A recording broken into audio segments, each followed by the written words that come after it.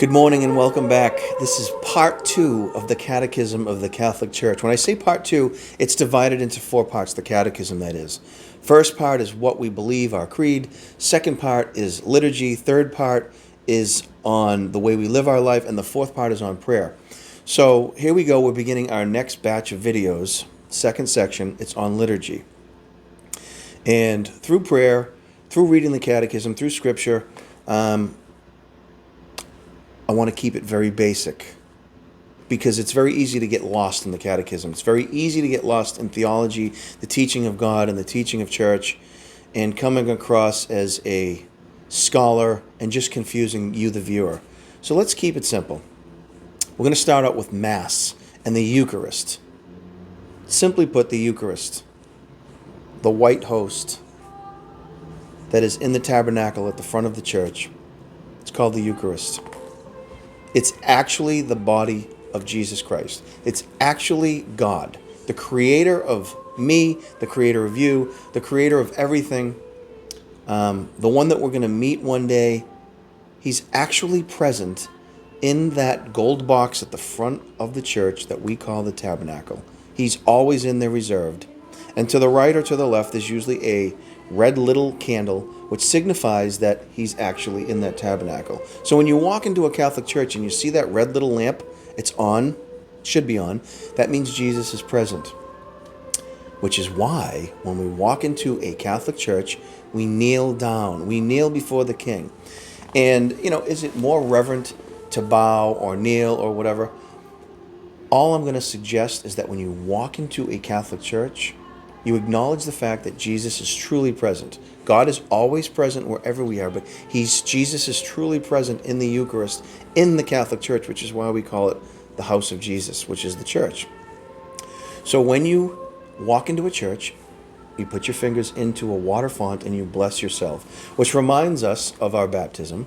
And at the same time, you're blessing yourself with holy water blessed by the priest. When you walk into the church, you kneel down.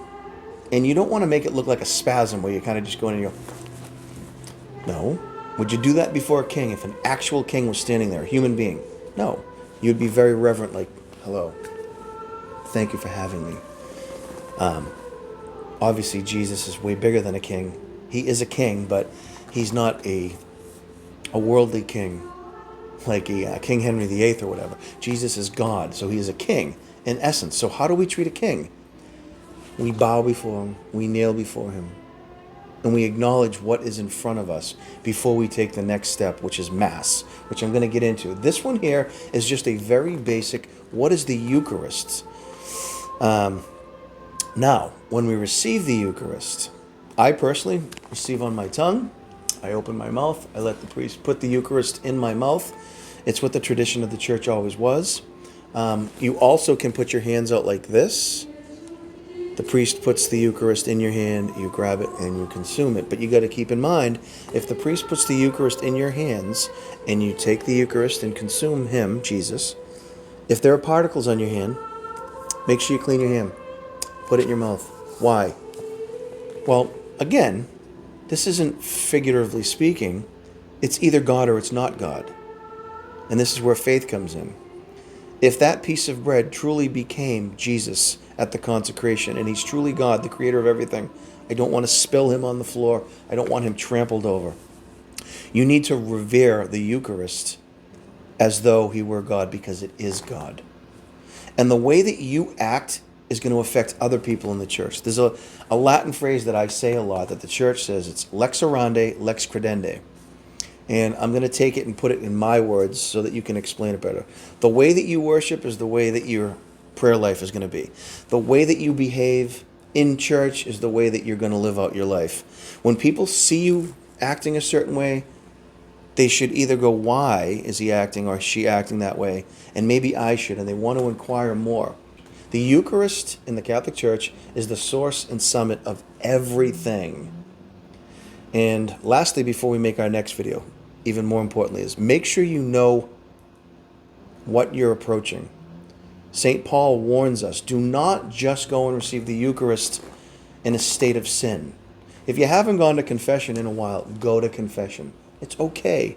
clean out all your sin, and approach the Lord in a clean way, in a holy way, in a reverent way. Because you're raining down condemnation on yourself and you're profaning the Eucharist. You're basically taking Jesus and putting him in a tin can of sin. There are other words I could use.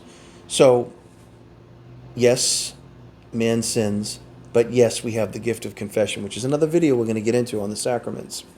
Today, I just want to focus on the Eucharist.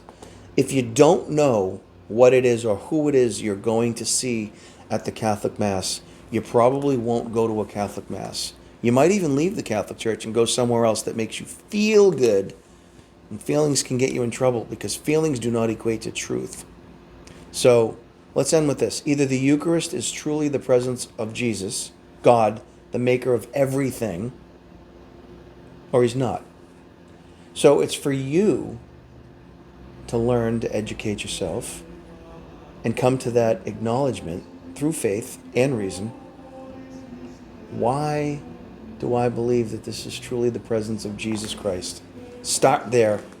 That is day one of the sacraments of the liturgy. We'll get into the liturgy, but you can't move forward in the liturgy until you fully grasp the fact that us Catholics love, adore, and worship Jesus Christ in the Eucharist, which he instituted. And I'll explain more later. Have an awesome day. Be blessed. Hope you're enjoying these videos. Talk soon.